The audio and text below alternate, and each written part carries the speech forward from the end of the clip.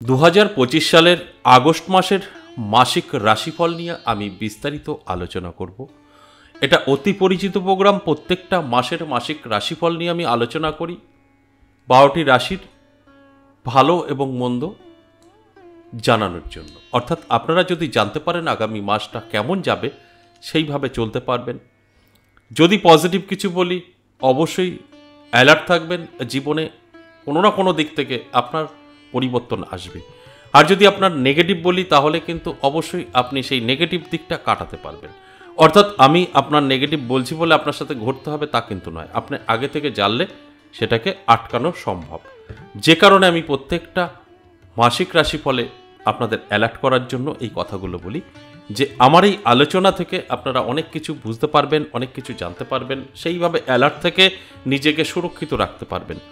দেখুন, মাসিক রাশিফল আলোচনা করা হয় গ্রহের গোচরের উপর, যে ওই মাসে গ্রহের অবস্থান কি আছে, কোনো শুভযোগ তৈরি করছে কিনা। যদি শুভযোগ তৈরি করে, সেই হিসাবে আপনাদের বলা হয় যে আপনাদের ভাগ্যের পরিবর্তন ঘটতে পারে। যদি দেখা যায় না শুভযোগ তৈরি হচ্ছে না একটাও, সেক্ষেত্রে বলা যেতেই পারে যে একটু সতর্ক থাকতে হবে। কোনো রকম উন্নতি আপনার এই মাসে নাও হতে পারে। তাই সম্পূর্ণ আলোচনাটা গ্রহের গোচরের উপরে নির্ভর করেই হয় মাসিক রাশিফলগুলো। এবং এই মাসিক রাশিফল আলোচনা আমি করি একমাত্র আপনাদের বোঝার স্বার্থে। কোন কোন দিক থেকে আপনারা অ্যালার্ট থাকবেন, কোন কোন দিক থেকে সম্পূর্ণভাবে সুরক্ষিত রাখার জন্য নিজেকে গুটিয়ে রাখবেন। এবং আপনারা যদি আগে থেকে জানতে পারেন আপনাদের ভালো এবং মন্দ, সেইভাবে তৈরি থেকে নিজেকে সুন্দরভাবে সামনের দিকে এগিয়ে নিয়ে যেতে পারবেন। তাহলে আসুন, এই যে আগস্ট মাসে গ্রহের গোচর কি বলছে, কোনো শুভযোগ তৈরি হয়েছে কিনা, সেই বিষয়গুলো নিয়ে একটু বোঝানোর চেষ্টা করি। এবং আপনাদেরও কিন্তু আপনার এই প্রোগ্রামটা দেখছেন, শুনছেন, আপনার রাশি কোনো না কোনো একটি আছে 12টি রাশির মধ্যে। এবার আপনি যদি ভাবেন যে এই কথাগুলো আমার সাথেও সমস্তটা মিলে যাবে, আমি এর সম্পূর্ণ ফল ভোগ করতে পারবো, সেটা নেগেটিভ বা পজিটিভ, সেটাও কিন্তু সঠিক নয়, ভুল ধারণা। কারণ প্রত্যেকের আলাদা আলাদা কিন্তু জন্মছক এবং হস্তরেখা। তাই এই আলোচনাটা সম্পূর্ণ অ্যাভারেজ এবং সর্বজনীন। এই গ্রহের গোচর, এই গ্রহের গোচর যে আপনার কতটা ভালো ফল দেবে, সেটা কিন্তু আপনার জন্মছক বিচার বিশ্লেষণ না করলে বুঝতে পারবেন না। এটা অ্যাভারেজ এবং সর্বজনীন। তাই সেক্ষেত্রে আমি আপনাদের একটু ভাঙিয়ে দিলাম। গ্রহের গোচর ভালো হবে বলে যে আপনারও ভালো হবে তা কিন্তু নয়। প্রত্যেকের আলাদা আলাদা কিন্তু জন্মছক বিচার বিশ্লেষণ করলে দেখা যাবে গ্রহের অবস্থান। সকলের সেম কিন্তু কখনোই থাকতে পারে না। দেখবেন আমার আলোচনা একটু ফলো করবেন। 50% বলি, আমার যে কোনো আলোচনায় 50% জাতক জাতিকাদের অবশ্যই বেনিফিট আসে, আর 50% জাতক জাতিকারা কিছু মিলিয়ে নিতে পারবেন না। তার কারণ একটাই, আপনাদের কিন্তু গ্রহের অবস্থান সঠিক নেই, যেখানে দাঁড়িয়ে আপনারা মিলিয়ে নিতে পারবেন না। তাই আমি প্রত্যেকটা আলোচনাতে একটা কথাই বলি, যে আপনার যদি পার্সোনাল জন্মছক বা হস্তরেখা বিচার বিশ্লেষণ করে নিতে পারেন, সেখানে দাঁড়িয়ে কিন্তু সঠিক সিদ্ধান্ত আপনি নিতে পারবেন, সঠিকভাবে আপনি এগোতে পারবেন। আর যখনই দেখবেন যে আমি বলছি আপনার ভালো, কিন্তু আপনার ভালো হচ্ছে না, তখনই বুঝতে হবে আপনার গ্রহের অবস্থানগুলো সঠিক নেই, আপনার গ্রহ নক্ষত্র কোথাও গিয়ে। তাহলে আসুন, এই আগস্ট মাসে গ্রহ কি কি ফল আপনাকে দিতে চলেছে, কোনো শুভযোগ তৈরি হয়েছে কিনা, সেই বিষয়গুলো নিয়ে একটু আলোচনা করি। অবশ্যই এই আগস্ট মাসে বেশ কিছু শুভযোগ তৈরি করেছে, আর এই শুভযোগের ফলেই ভাগ্যের পরিবর্তন কিন্তু ঘটবে। যেরকম এই আগস্ট মাসের শুরুতেই যদি আমরা দেখি, তাহলে শনি কিন্তু দেখতে পাবো বক্রী অবস্থায় আছে, তবে খুব খারাপ ফল দেবে না, ভালো ফলই দেবে। এবং আরেকদিকে যদি দেখি, রবি এবং বুধের মিলনে, যেটা বুধাদিত্য রাজযোগ আমরা বলি, সেই বুধাদিত্য রাজযোগও কিন্তু তৈরি হয়েছে। সেক্ষেত্রে এই বুধাদিত্য রাজযোগেরও ফল কিন্তু 12টি রাশির মধ্যেই পড়বে কম বেশি। এবং শুক্রও কিন্তু রাশি পরিবর্তন করে লক্ষ্মীনারায়ণ যোগ তৈরি করবে। এই যোগগুলো সবকটাই শুভ যোগ। এছাড়াও বৃহস্পতির গোচর, এটাও দুর্দান্ত ভালো ফল দেবে। তাই কোন কোন রাজযোগ ভালো ফল দিতে পারে আগস্ট মাসে, সেই রাজযোগগুলোর আমি বলে আপনাদের বোঝানোর চেষ্টা করলাম। এই রাজ্যগুলো অবশ্যই ভাগ্যের পরিবর্তন ঘটাবে। আপনার অন্যান্য দিক থেকে যদি গ্রহের প্রবলেম থাকে, এই রাজ্যগুলো কিন্তু সেই খারাপ দিকটাও আপনার দিকে নিয়ে আসতে পারে। কারণ ভালো এবং খারাপ উভয়ই আমরা জানি যে আমাদের ভোগ করতে হয়। সেখানে দাঁড়িয়ে এই রাজ্যগুলো কিন্তু ছোটোখাটো খারাপগুলো কভার করে দিতে পারবে। তাই আমি এক কথায় যদি বলি, সেক্ষেত্রে অবশ্যই আমি বলবো যে এই আগস্ট মাস বেশ কিছু যে শুভ যোগ তৈরি হচ্ছে, এটা সকলের জন্যই ভালো।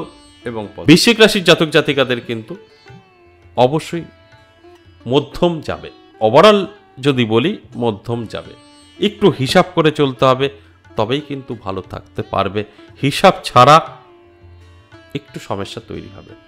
তাই এই আগস্ট মাসটা অবশ্যই যারা চাকরি করছেন তাদের ক্ষেত্রে বলবো ভীষণভাবে শুভ। আপনাদের যদি কর্মক্ষেত্রে কোনো সমস্যা থেকে থাকে সেটা কিন্তু কেটে যাবে। খুব ভালো সময় আপনার জন্য কিন্তু থাকছে। এবং যারা ব্যবসা করছেন, ব্যবসায় কিন্তু উন্নতি হবে, ব্যবসা কিন্তু আপনার লাভের মুখ দেখতে পাবেন কিছু হলেও, কারণ আপনার জন্য সময়টা অত্যন্ত শুভ। আর যখন শুভ সময় থাকে তখন স্বাভাবিক একটা ভালো কিছু তো অবশ্যই আপনার জীবনে আসবে। তাই আমি বলবো অবশ্যই অ্যালার্ট থাকুন, চোখ কান খোলা রাখুন, দেখবেন সব কিছু আপনি কন্ট্রোল করতে পারবেন। আর এই কন্ট্রোলটা যখনই আপনার থাকবে তখনই আপনি সাকসেস পাবেন, সেটা যে কোনো বিষয়ে। স্বাস্থ্য যদি বলি ভীষণ ভালো থাকবে, স্বাস্থ্য নিয়ে কোনো টেনশনের কারণ নেই। আপনার শরীর স্বাস্থ্য যথেষ্ট পজিটিভ থাকবে, ভালো থাকবে। তবে ভালো আছে শুনে যেরকম খুশি চললে হবে না, একটু অ্যালার্ট থাকতে হবে, রিচ খাবার থেকে দূরে থাকতে হবে, খাওয়া যাবে না, তবে ভালো থাকবেন এবং সেফ থাকবেন। দাম্পত্য পারিবারিক সুখ শান্তি যথেষ্ট পজিটিভ থাকবে, ভালো থাকবে, ওটা নিয়ে কোনো টেনশনের কারণ নেই। শুধু সমস্যা তৈরি করবে যেটা বললাম লাভ রিলেশন, আর লাভ রিলেশনে কিছুটা সমস্যা তৈরি হতে পারে। এবং শুধু লাভ রিলেশন নাই, যে কোনো সম্পর্ক একটু ফাটল ধরতে পারে, সেটা মা বাবার সাথে হতে পারে, কর্মক্ষেত্রে হতে পারে, যে কোনো জায়গায় একটু সমস্যা তৈরি হতে পারে। তবে যদি সব ঠিকঠাকভাবে এই আলোচনাটা শুনে আপনার জীবনে অ্যাপ্লাই করতে পারেন, তাহলে কিন্তু সবই ঠিকঠাক থাকবে। বৃশ্চিক রাশির জাতক জাতিকাদের যাদের বয়স অনেকটাই পেরিয়ে গেছে, বিয়ের কোনো যোগাযোগ করতে পারছেন না, চেষ্টা করেছেন অনেক, সেক্ষেত্রেও কিন্তু বলবো খুব ভালো একটা খবর পেতে পারেন এই আগস্ট মাসে।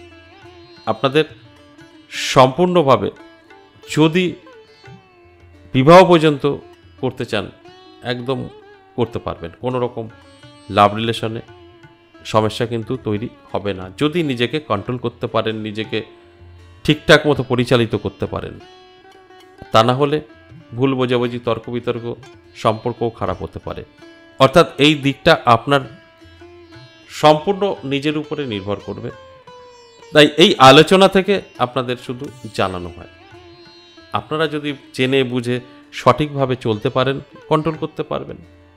অবশ্যই আমাদের প্রত্যেকের 12টি রাশিরই একটানা ভালো সময় কখনো যায় না, একটানা খারাপ সময়ও যায় না। তাই যদি আপনাদের ভীষণভাবে খারাপ সময় থাকে, তাহলে আমার সাথে কিভাবে যোগাযোগ করবেন সেই বিষয়টা একটু বলে নিই। দেখুন, অনেকেরই প্রশ্ন থাকে আপনার চেম্বারটা কোথায়। আমার কিন্তু কোনো চেম্বার নেই। আমি তারাপীঠ আমার কর্মের কারণে যাই, কর্মক্ষেত্রটা আমাদের কিছু সাধনা থাকে, হোমযজ্ঞ থাকে, সেগুলো রাতে হয়। যেখানে দাঁড়িয়ে দিনের বেলা আমি এই আপনাদের মতো যারা আছেন দেখা করেন, তাদের সঙ্গে সাক্ষাৎ করি, যেটা আমরা চেম্বার বলতেই পারি। এই চেম্বারটা তারাপীঠে হয় মাসে 2 বার, শুরু এবং শেষ ইংরাজি মাসের। আর আমার মন্দির 10 মহাবিদ্যা কালীবাড়ি, বীরনগর, এখানে সপ্তাহে 3 দিন আপনারা পেতে পারেন, সোমবার, মঙ্গলবার, বুধবার। আর যারা আমার মন্দির দর্শনে আসতে চান তাদের জন্য কোনো বার নেই, আমার মন্দিরের গেটটা খোলাই থাকে, আপনারা আসতে পারেন, মায়ের দর্শন করতে পারেন। 10 মহাবিদ্যা, মায়ের 10টা রূপ একসাথে দর্শন করা ভাগ্যের ব্যাপার। তার সাথে আমার জবা মা, জাগ্রত মা, তার সাথে কৃষ্ণকালী মা, অরিজিনাল কৃষ্ণকালী মা। সোশ্যাল মিডিয়ায় কৃষ্ণকালী নিয়ে ঝড় তুলেছে, তারা কোনোটাই কৃষ্ণকালী চেনে না, কৃষ্ণকালী নয়। যদি আপনার মনে কোনো সন্দেহ থাকে, সঠিক কৃষ্ণকালী মা দেখতে হয়, আমার মন্দিরেই আসতে হবে, আমি চ্যালেঞ্জ করে বলতে পারি। আর যেগুলো দেখছেন কৃষ্ণকালী মায়ের জয়, কৃষ্ণকালী মায়ের ঝড় উঠেছে, কৃষ্ণকালী নয় ওটা, আসুন আমার মন্দিরে দর্শন করে যান। তবে এখানে দর্শন করে গেলে ছোটোখাটো সমস্যা থেকে মুক্তি পাবেন।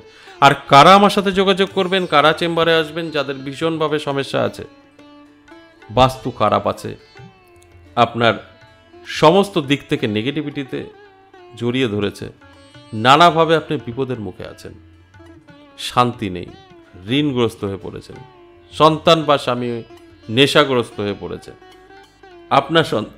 আপনার সন্তান বা আপনার স্বামী বা আপনার স্ত্রী অবাধ্য, কথা শুনছে না, আপনার বাড়িতে কেউ না কেউ অসুস্থ সবসময় থাকছে, কারোর সাথে কারোর মিল নেই, আপনার সন্তান অবৈধ সম্পর্কে চলে গেছে, সমস্ত কিছু দিয়ে আপনার ব্রেন কাজ করছে না, এছাড়াও আরও হাজারো সমস্যা আছে। যদি এর কোনো একটি আপনার জীবনে আছে, তাহলে কোথাও না কোথাও তো আপনাকে যেতেই হবে, যেখানে আপনার ভালো লাগে যাবেন। যদি মনে হয় আমার সাথে সাক্ষাৎ করবেন, সেই বিষয়টাই বলছি। দুটো জায়গায় আমাকে পাবেন, তারাপীঠ এবং বীরনগর।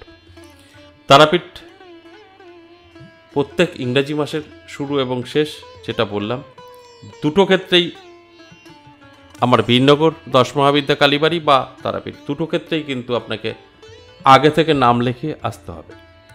দেখবেন আমাদের চ্যানেলের এই প্রোগ্রামে দুটো নাম্বার দেখতে পাবেন, একটা কলিং নাম্বার, একটা হোয়াটসঅ্যাপ নাম্বার। কলিং নাম্বারটা আপনারা কল করে কথা বলে নিতে পারেন, আর হোয়াটসঅ্যাপে লিখে বা ভয়েসেও পাঠাতে পারেন। তবে একটা অনুরোধ আপনাদের কাছে, এই কলিং নাম্বারটা কল করে আপনার সমস্যা বলবেন না, কারণ তারা বলতে পারবে না। আপনি কল করে জানতে পারেন আমার সাথে কিভাবে যোগাযোগ করবেন, কোথায় যোগাযোগ করবেন, তারা আপনাকে সম্পূর্ণ গাইড করবে। যদি আপনি কল করে বলেন আমার লটারি নাম্বার বলুন, আমার রাশি বলুন, সেখান থেকে কোনো তথ্য তারা দিতে পারবে না। যেদিন এই তথ্যগুলো দিতে পারবে, সেদিন আর আবার ফোন রিসিভ করবে না, তারাও অ্যাস্ট্রোলজার বা সাধক হয়ে যাবে। তারা এই লাইন জানে না, বোঝে না বলেই ফোনে থাকে, শুধু আপনাদের অ্যাডজাস্ট করার জন্য, আমার সাথে কানেক্ট করার জন্য। আপনি নাম লিখবেন, কোথায় আসবেন, কিভাবে যাবেন, পুরো আপনাকে কন্ট্রোল করবে, ফোনের মাধ্যমে পৌঁছে দেবে। বাস তাদের এটাই কাজ। অনেকেই দেখছি কল করে আপনাদের সমস্যা বলছেন, ওটা বলবেন না, আপনার সময় নষ্ট, এবং যারা কলে আছে তারা বিরক্ত বোধ হবে, কারণ আপনার প্রশ্নের উত্তর তো দিতে পারবে না, কখনোই দিতে পারবে না। তো এগুলো করবেন না, জাস্ট ওটা যোগাযোগ মাধ্যম। আপনি যদি মনে হয় আমার সাথে সাক্ষাৎ করতে চাইছেন, বিপদে আছেন, তাহলে অবশ্যই কল করে বলতে পারেন যে অমুক তারিখে আমি তারাপীঠ যাচ্ছি বা অমুক তারিখে আমি বীরনগর যাচ্ছি। সে আপনাকে টোটাল গাইড করে দেবে, কি কি আনতে হবে, কীভাবে আসবেন, সব আপনাকে বলে দেবে। এই কারণেই এই দুটো নাম্বার দেওয়া আছে। এই যে এতক্ষণ বললাম আমার সাথে কিভাবে যোগাযোগ করবেন, কোথায় আসতে হবে, এটা আশা করি বুঝতে পেরেছেন। আবারও বলি যাওয়ার আগে, আমার কোনো চেম্বার নেই, আমাকে তারাপীঠ পাবেন এবং নদিয়া বীরনগর আমার 10 মহাবিদ্যা কালীবাড়িতে পাবেন। আশা করি বুঝতে পেরেছেন। আজ এ পর্যন্ত, আবারও আসবো নেক্সট কোনো আলোচনা নিয়ে। ততক্ষণ ভালো থাকুন, নমস্কার।